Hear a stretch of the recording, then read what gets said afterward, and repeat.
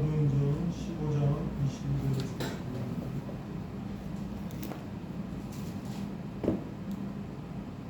사도행전 15장 22에서 29절 한 절씩 보겠습니다. 이에 사도와 장로와 온 교회가 그 중에서 사람을 택하여 바울과 바나바와 함께 안디옥으로 보내기를 결정하니 그 형제 중에 인도자인 바사바라 하는 유다와 실라더라. 그 편에 편지를 붙여 이르되 사도와 장로된 형제들은 안디옥과 수리아와 길리기아에 있는 이방인 형제들에게 문안하노라. 그런즉 우리 가운데서 어떤 사람들이 우리의 지시도 없이 나가서 말로 너희를 괴롭게 하고 마음을 혼란하게 한다 하기로 사람을 택하여 우리 주 예수 그리스도의 이름을 위하여 생명을 아끼지 아니하는 자인 우리가 사랑하는 바나바와 바울과 함께 너희에게 보내기를 만장일치로 결정하였노라. 그리하여 유다와 실라를 보내니 그들도 이 일을 말로 전하리라. 성령과 우리는 이 요긴한 것들 외에는 아무 짐도 너희에게 지우지 아니하는 것이 옳은 줄 알았노니 우상의 제물과 피와 목매이 죽인 것과 음행을 멀리할지니라. 이에 스스로 성가면 잘 되리라. 평안함을 원하노라 하였더라. 아멘.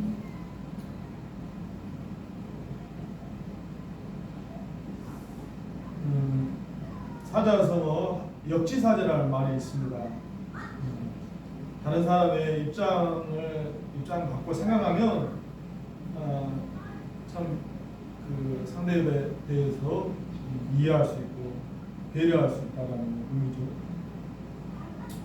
우리의 인생의 많은 실수와 오해는요, 좀만 상대편의 편에서 우리는 항상 건성적으로 내 입장, 내 느낌, 거기에 우리는 그냥 무조건 그렇게 생각하잖아요. 그냥 근데 조금만 상대편의 입장에서 생각을 하면 우리 그 문제들이 그냥 쉽게 풀어지고 또 그 안에서 서로 대화가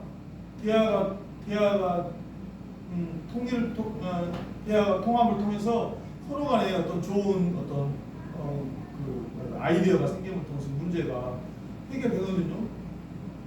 우리 사회에 지금 많은 그 문제가 뭐냐면 결국 자기의 입장, 자기의 가지고 있는 자기의 어떤 조직, 거기에만 자기 회사, 자기 사업장, 좀 더 이 사회가 좀 더 다른 사람 편에서 좀만 생각한다면 좀 더 서로 양보할 수 있고 이해할 수 있는 그런 걸 통해서 서로 간에 좀 더 좋은 합의점이 이루어질 수가 있거든요.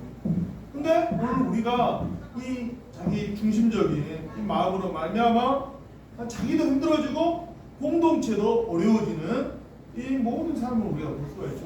제 개인적인 삶을 봐도 어떤 사람에 대한 저 사람은 진짜 아니야라고 생각하는 사람이 내 편견과 내 고집을 깨고 그 사람과 대화를 통해서 오히려 제가 지금 믿지 않는 친구 중에 그런 친구가 있어요. 나하고 정말로 기질적으로나 사회 어떤 환경적인 친구, 나하고 정말 안 맞는 친구예요. 내가 정말 싫어하는 스타일. 근데 어떤 계기를 통해서 그 친구가 내가 가지고 있는 그것이 그 사실일 수 있으나 모든 전반적인 상황은 아니다라는 것을 이해하고 그 친구하고 정말 가까워졌거든요. 지금도 그 친구는 믿지 않지만은 너무나 서로의 허물과 서로의 그 편견을 깨고 상대방의 입장에서 생각을 할 때 정말로 그 관계들이 오늘 우리가 회복되어지는 것들이 조금만 상대방의 입장에 조금만 생각한다면 우리는 모두 해결할 수 있는 우리 안에 그러잖아요. 예를 들어서 상대방의 입장에서 그 사람이 내 형제고 내 부모다라고 우리가 딱 생각할 때 우리 마음이 달라져요. 그것만이라도 우리가 된다면 오늘 이런 이 자기 중심적인 이런 마음으로 말미암아 우리 사회가 오해하고 깨지고 힘들어지는데 이것은 개인적인 차원도 이렇게 피해가 막대한데 이것이 사회적인 차원, 국가적인 차원으로 가면 문제가 아주 심각해져 버립니다. 네? 우리나라가 과거 구한말에 자기 안에 갇혀 있어가지고 세국 정책으로 말미암아 자기 안에 완전히 안 돼. 우리는 이렇게 살아야 돼. 우리나라는 단일 민족이야. 다른 어떤 것들하고 세야할 수 있고. 그러면 말미암아 우리의 근대화가 얼마나 늦춰져 버렸잖아. 그런 말미암아 얼마나 많은 어려움이 그 이후에 그 역사적으로 그러한 것으로 말미암아 일제 식민지가 다가와. 좀 더 우리가 그 문을 우리가 오픈했다라면. 또 중국은 어떻습니까? 자기네들 말 중화상 중국이 자기의 세계의 중심이어야 된다. 그러면서 자기의 민족 그 자기의 우월주의로 말미암아 또 많은 병폐들이 나오고 일본의 그 제국주의 대공화국영이라는 그런 그 자기 민족의 우월주의를 앞설 때 2차 대전에 주범이 되잖아요. 히틀러가 그 민족 히틀러의 백인 우월주의에 빠져가지고 그랬을 때 2차 대전에 이거 국가적으로 할 때 이 자기 중심주의가 국가적으로 할 때 얼마나 이 세계가 혼란하게 그러니까 이 자기 중심적인 마음이 얼마나 우리의 삶에 큰 병폐가 된다라는 사실을 기억하시기 바랍니다. 아멘. 오늘 말씀은 이런 자기 중심주의 한계를 어떻게 극복하게 되었나에 대한 이야기. 그 배경이 무엇입니까? 그 배경이 그거죠. 오늘 이제 사도행전 13장, 14장을 통해서 이제 하나님께서는 바울을 통해서 이방 선교를 감당하시죠. 이걸 좀 비춰주세요. 이걸 비춰주세요. 왜 비춰요? 저거의 영상. 이방 선교를 바울을 통해서 이방 선교를 감당하시며 1차 전도의 우여곡절 때 하나님께서 이루고 가십니다. 그래서 보다시피 처음에 이제 부부로 섭외돼가지고 거기에서 바이수라는 유대인 거짓 선지자를 만나죠. 총독이 전도하려고 하는데 그가 방해를 하나님께서 바울에게 능력을 주셔가지고 그 사람을 눈을 멀게 해가지고 그걸 보면서 총독이 눈에 보이는 그 바이수는 점장이 아닙니까? 현상적으로 그런 것들 딱 하니까 얼마나 방해를 받았겠어요. 그러니까 바울이 권능으로 그를 저주할 때 그가 눈이 멀게 하는데 아유 총독이 깜짝 놀라. 아유 이거 하나님의 역사고 나가면서 총독이 이제 무릎 꿇게 되고 그러면서 돌아오게 되고 그러나 그 과정 가운데 함께 했던 요한이 가는 도중에 요한이 이제 너무 힘들어서 떠나게 되고 그러면서 이제 이렇게 이제 비시디아 이제 안디옥까지 안디옥이 안디옥에 비시디아 쪽에 있는 안디옥이 있고 시리아 안디옥이 있죠. 저 위에 그 비시디아 안디옥에서 3주에 걸쳐서 놀라운 요한복음 사도행전 13장에 3주에 걸쳐 놀라운 부흥을 막 경험해가지고 사람들이 하나님 말씀을 들으러 엄청 나오게 되는 3주에 걸쳐 이런 계속해서 하나님 말씀 놀라운 역사. 그러나 그런 은혜에도 불구하고 그 유대인들이 경건한 귀부인과 신의 유력자들을 선동해가지고 그들을 이제 또 박해하게 되고 이제 비시디가 안디옥에 떠나 이교원위원회 가서 복음을 전하는데 허다한 무리들이 주님 앞에 돌아오게 됩니다. 그러나 계속해서 유대인 무리들이 바울과 바나바 일행을 쫓아다니면서 계속 선동하고 못하게 그렇게 복음을 막게 되죠. 그런데 그러면서 이런 한 사람들은 그들의 선동에 유혹되는 자가 있지만 한쪽에서는 사도를 따르는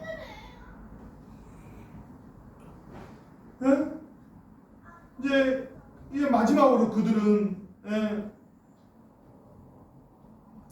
어떻게 했는지 그들을 강제적으로 막 제압하려고 죽이려 하고 그래갖고 이제 그러니까 안 되겠으니까 다시 또 이제 바로 옆에 밑에 루스트라로 이렇게 피신하게 되고 거기서도 그들은 여전히 사도행전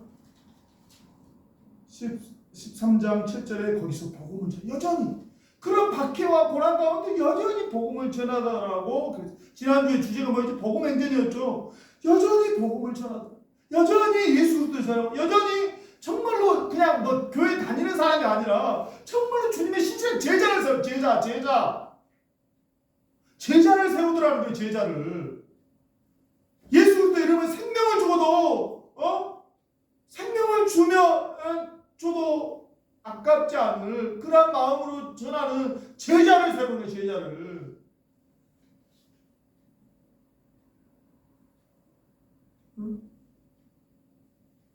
그러면서 그들이 거기에서 그리고 복음을 전하니까 루스트라에서 이제 남에서부터 안진뱅이로 살아가는 사람을 보게 되죠. 그러면서 바울이 딱 보니까 딱 우리가 딱 보면 알잖아요. 저 사람이 정말로 복음에 갈급했냐 아니야. 딱 보면 알잖아요. 우리도 이제 어느 정도 아니야. 저 사람이 그냥 교회 뭔가 덕만 보러 왔냐. 정말 아니면 저 사람이 영혼이 갈급했냐 보냐 아니야. 갈급했냐. 그걸 우리가 이제 어느 정도 영적 감각이 있으면 알잖아요. 진실성을 알잖아. 바울이 딱 보니까 그 사람이 그냥 단지 구걸하는 사람이 정말로 갈급했는 영혼의 목마름을 안 거예요. 그러면서 바울의 손을 통해서 그가 이제 일어나게 되고 그러면서 이제 사람들이 깜짝 놀라게 돼요. 루스트라에 사는 사람. 그러면서 바울과 바나바를 신으로 막 바나바를 제우스라고 바울을 말 잘하는 사람 헤르메스라. 그렇게 하면서 막 신어요. 그러니까 바울은 깜짝 놀라. 이런 일을 하지 말라. 하나님께서 이런 일을 하지 말도록 하기 위해서 우리를 복음을 주셨다. 그러면서 그가 쫙 인생 가운데 하나님께서 얼마나 그 자비로우신 하나님인가를 그러나 이제 그런 일을 하지 마. 이런 하나님의 자비하심을 무시하지 말고 하나님의 아들, 진실한 하나님의 아들 예수 그리스도를 믿어라라고 그렇게 전할 때 엄청난 또 그런 역사들이 막 일어나죠.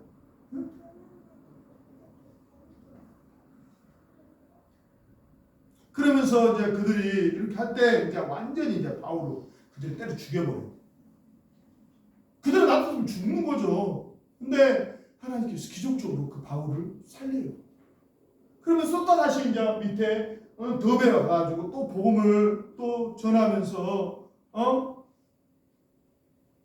사도행전 14장 21절 복음을 그 성에서 전하여 많은 사람을 제자로 삼고 또 다시 그 왔던 길로 루스트라와 이고니온과 안디옥으로 다시 돌아가서 또 다시 그렇게 세웠던 제자들을 굳건하게 하면서 이렇게 이제 다시 내려와가지고 부가로 가가지고 밤빌레아를 지나가지고 다시 이렇게 이제 마지막 안디옥으로 돌아오게 되는 돌아와가지고 이제 안디옥에서 이제 1차 전도를 마무리하면서 사람들에게 이제 그동안 얼마나 하나님께서 큰 은혜를 부으셨고 이방인에게 문을 여신 사실을 그렇게 있으면서 사도행전 14장 28절 제자들과 함께 오래 있습니다.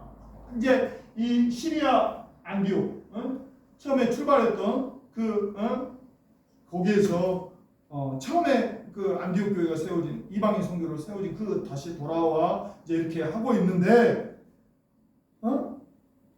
어떤 사람들이 이제 유대로부터 이제 안디옥 교회가 막 이제 성장하고 있고 그런데 어떤 사람들이 유대로부터 와서 그 믿는 신자들을 그러니까 유대계의 전통 유대계 정통에서 개종한 자들이 이제 이 안디옥 교회에 와가지고 뭐라고 그래요? 15장 1절에 어떤 사람이 유대로부터 내려와 형제를 가르치되 너희가 모세의 법대로 할 일을 받지 않으면 능히 구원을 받지 못하리라 이렇게 이제 이 말을 있잖아요. 그러니까 예수 그리스도 복음을 받지만은 거기에다가 우리가 그동안 배웠던 모세의 율법과 할 일을 받아야 진정한 구원이 이른다라고 이 복음에 예수 그리스도를 믿음을 통해서 있는 복음에 이 할례라는 이 율법 할례를 무조건 행해야 된다. 이방인 이제 할례를 딱 받아야 정말로 하나님 구원받는 신자가 된다라는 이러한 진리를 전파한 거. 그러니까 이제 이 일로 말미암아 이 안디옥 교회 이방 교회잖아. 이방 교회 안에 엄청난 이 분쟁이 이 분란이 일어나는 거죠.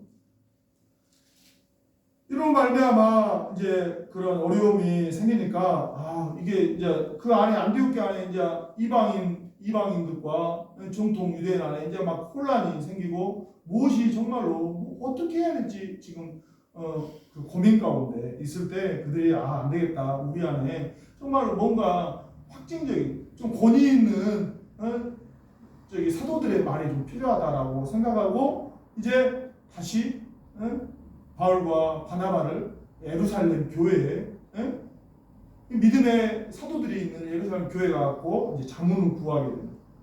그래서 이제 바울과 바나바가 거기 안디옥 교회에서 형제들하고 이 일에 대해서 이제 이 일에 대해서 의논하여 6절에 사도와 15장 6절에 사도와 장로들이 이 일을 의논하여 모여 많은 변론이 있는 후에 이 일에 대해서 하나님의 뜻이 정말로 바른 뜻이 무엇인가를 심각하게 논의하고 서로 이야기하며 서로 이렇게 했다라는 거예요. 그럴 때 바울이 어떻게 이야기하면 여기에 대해서 이러한 일에 대해 결론은 어떻게 됩니까?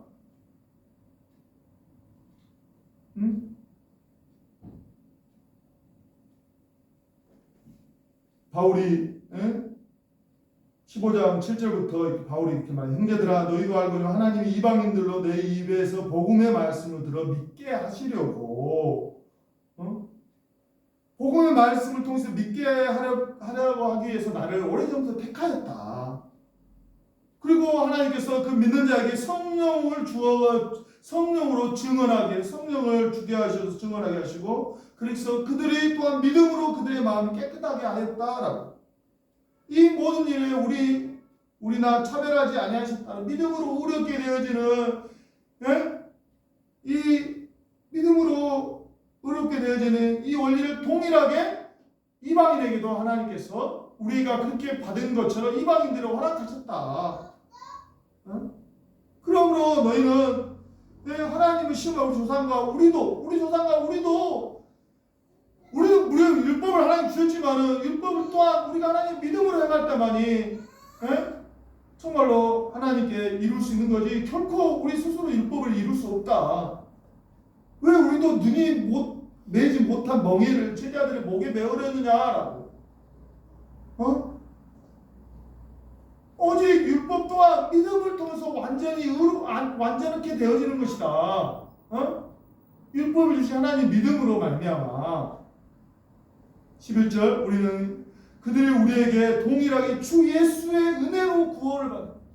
내가 율법을 지켜서 의로워지는 것이 아니라 주 예수일 때 은혜로 말미암아 그를 은혜로 주신 믿음으로 말미암아 너희가 구원을 받게 된 이 원리를 바울은 확증하죠. 거기에 야고보 사도가 이방인의 구원은 하나님의 계획이다. 더 이상 그를 괴롭게 하지 말고 다만 유대인도 다 나라마다 전통이 있는지 아니냐. 그 전통에 의하면 유대인에게 최소한 이것만은 너희들이 지켜줘라. 유대인이 정말로 뭡니까? 능히 우상의 더러움, 우상의 제물과 또 목매어 죽인 것과 피를 피채 먹는 것과 음행을 멀리하라고 이런 최소한의 이것은 너희 또한 너희 양심으로 봐도 이걸 꼭 지켜야 될 것이다. 그렇게 말하면서 그들은 이것만을 그들 이방인들도 그렇게 행할 수 있도록 이렇게 권면함을 통해서 이렇게 이제 마무리되죠.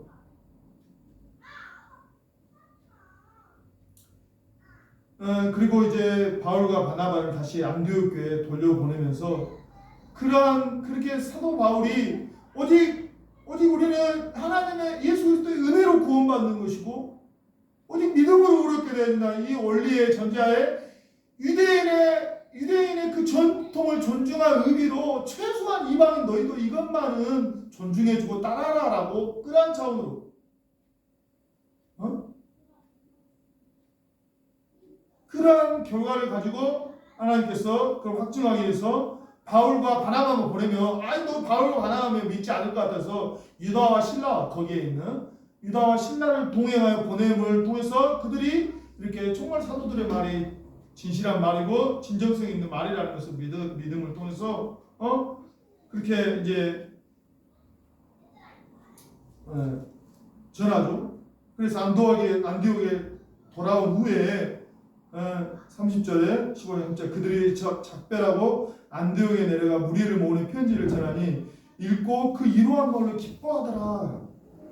유다와 신라도 선지자라 여러 말로 형제를 공면하여 굳게 하고 이렇게 그렇게 하니까 이제 그로 말미암아 사람들이 이제 교회가 평안해지고 안정을 찾게 되죠.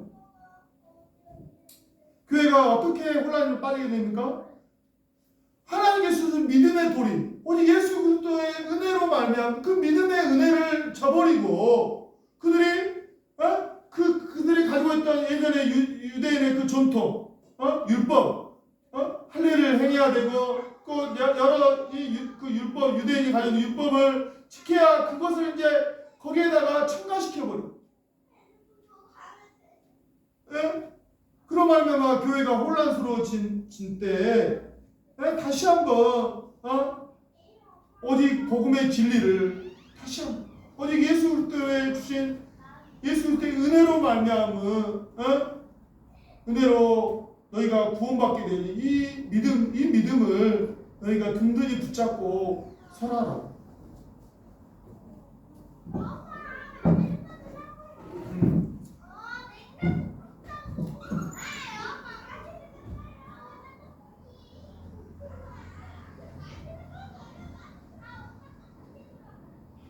그 유대인 그들이 자기네들의 그 유대 그 전통에 자기 그 유대인의 전통에 매여서 자기 중심에 매여서 진리를 거슬려 버리는 그런 말미암아 자기네들이 진리만 옳다라고 형제를 비난할 때 그러면서 이제 교회가 혼란했어. 그것도 옳은 것도 아니고 자기네들이 전통에 이제 기독교는 단지 유대에서 이스라엘에 출발했지만 이스라엘에만 종교가 아니라 이스라엘의 거기에 근본이 뭐 사도들도 예수님도 유대인이고 사도들도 유대인이고 그러나 그것이 본류는 맞지만은 이제는 이스라엘을 넘어버린 세계 종교가 됐겠어. 세계 종교.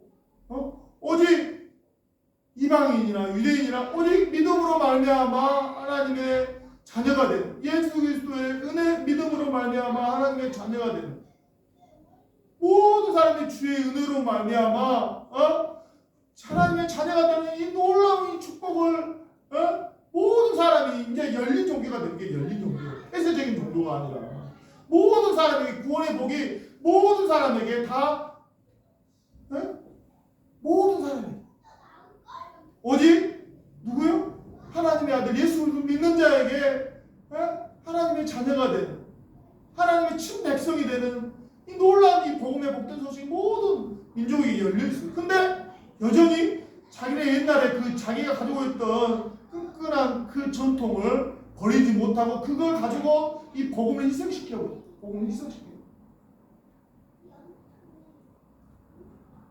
바울은 갈라디아서에서 뭐라 합니까?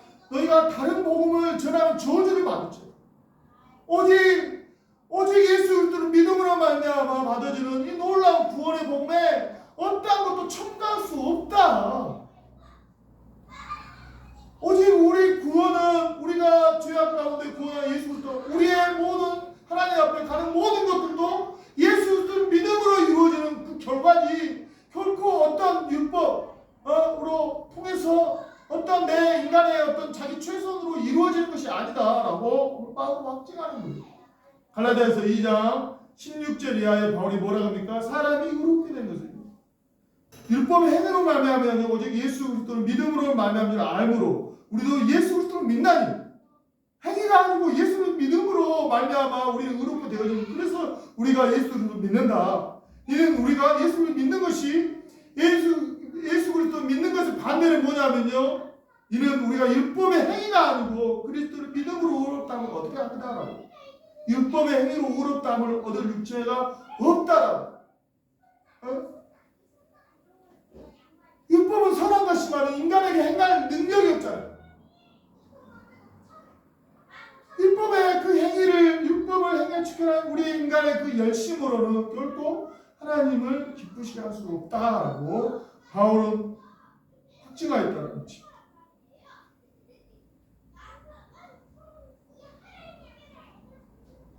네.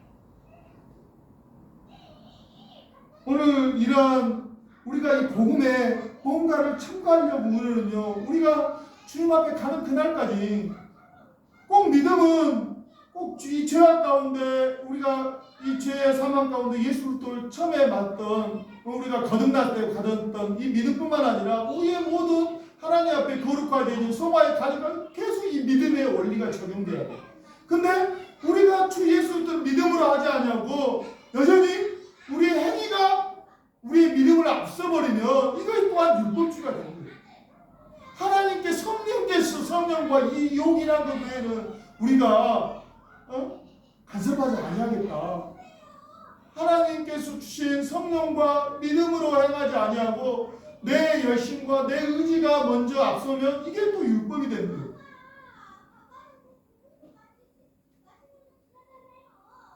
오늘 우리의 삶에 왜 이렇게 하나님 앞에 우리가 나아가는 것이 하나님을 닮아가는 것이 어렵느냐? 우리가 곰곰이 생각해. 내가 이걸 믿음과 성령을 행하는지 아니면 또 내 어떤 열심과 나의 최선으로 하려고 하는 건지 우리가 이걸 주님 앞에 항상 고민하시고 믿음과 성령을 하는 것은요 그에 안한 선한 열매가 있습니다. 빛의 열매는 사랑과 의로움과 진실함입니다. 그런데 자기 최선과 열심은요 선한 열매가 나타나요. 선한 열매가 나오지 않아요. 결국 자기를 힘들게 하고 공동체를 힘들게 한다라는 하나님 교회를 힘들게 한다라는 사실을 믿으시고 우리가 분별할 수 있어요. 이게 우리가 믿음으로 행한 것인지 성령을 행한 것인지 아니면 내 열심과 나의 최선 율법을 행한 것인지 그 믿음의 열매를 보면 만약 그것이 아닐 거였을 경우는 그냥 끊어버리세요. 아닌 걸 열매가 아닌데 그걸 왜 그냥 붙잡고 있냐고. 열매가 아니면 끊어버려야 돼. 응? 분간할 수 있잖아요. 분간할 수 있잖아. 응? 그 여전히 자기 전통에 매여서 계속 그것에 매여 있다면 우리는 하나님 앞에 결코 하나님의 믿음의 삶, 성화의 삶을 결코 살아갈 수 없다는 사실. 이건 누가 앞에 살아가서 이건 나에게도 마찬가지예요. 내가 하나님 앞에 행할 때 이건 내가 정말 나는 이것이 선한 것이고 누가 보기에도 아름다운 것이지만은 결과가 그렇게 안 나올 때가 많아요. 아닌 거죠. 가장 끊어버려요.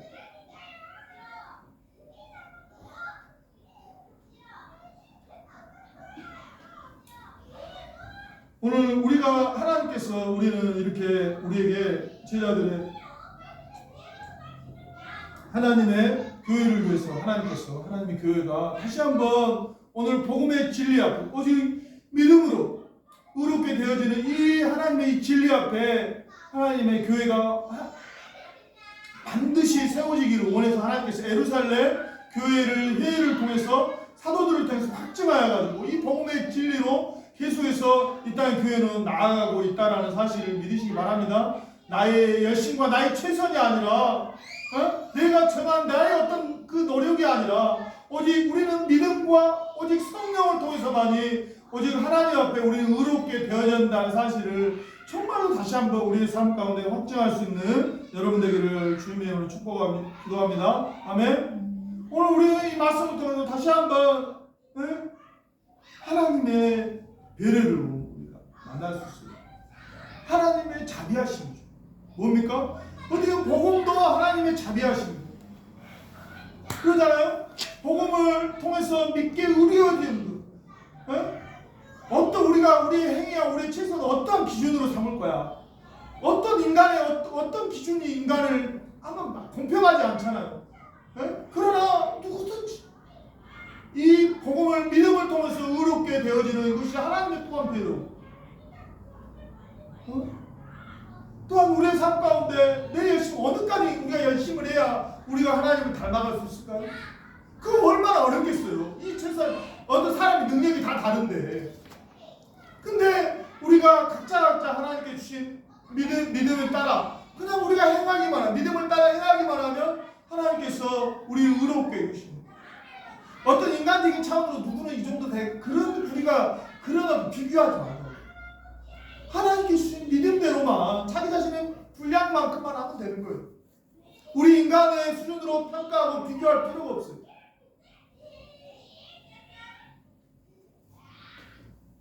이것이 또한 하나님의 배려고, 오늘 또 얼마나 우리는 우리의 이 현재의 믿음의 삶에 하나님께서 얼마나 우리의 삶 가운데 간섭하고 배려하신가. 우리가 그러잖아요. 누가 나한테 내가 알지 못한, 나도 깜빡 있었던 것들을 나한테 배려해주고 하면 너무 그 사람이, 야, 저 사람이 나를 이렇게까지 생각했어 하고, 저 사람에 대해서 마음이 다시 새겨지잖아요. 난 우리 어머니가 나를 너무 잘 알고 나의 연약함과 내가 그걸 할 때 어머니가 때로는 너무 부담스럽기도 하지만은 그래도 나를, 내 자식이니까 너무 나를 잘하시고 참 나를 세심하게 엄마가 나를 사랑하시는 것을 보면서 내가 누구에게 그런 사랑을 받을 때 너무 행복하잖아요.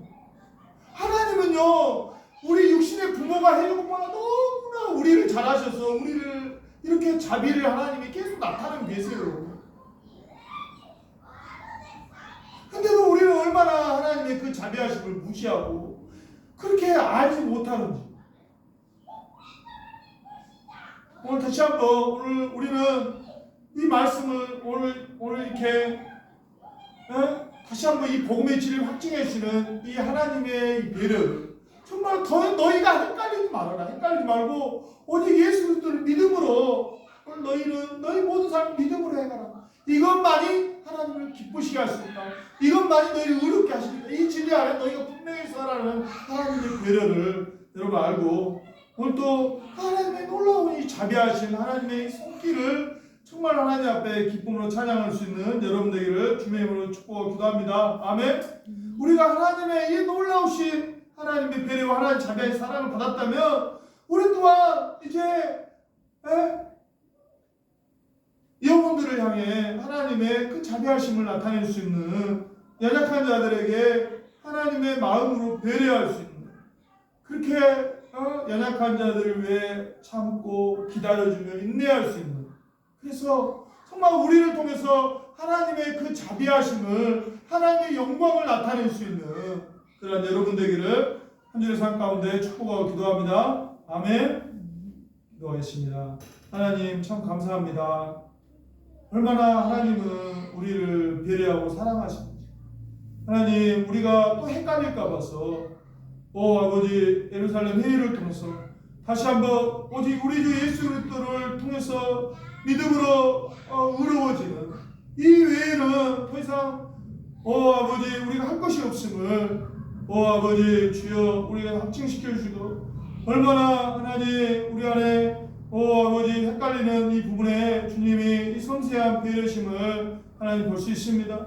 하나님께서는 우리를 얼마나 인생 가운데 자상하게 배려해 주시는 주여 다시 한번 하나님의 이 자비하심을 아버지 감사하며, 하나님 우리 또한 하나님의 이 자비하심을 본받아 연약한 영혼들에게 하나님의 자비하심을 나타내게 하여 주시옵소서. 감사합니다. 예수님의 이름으로 기도합니다. 아멘.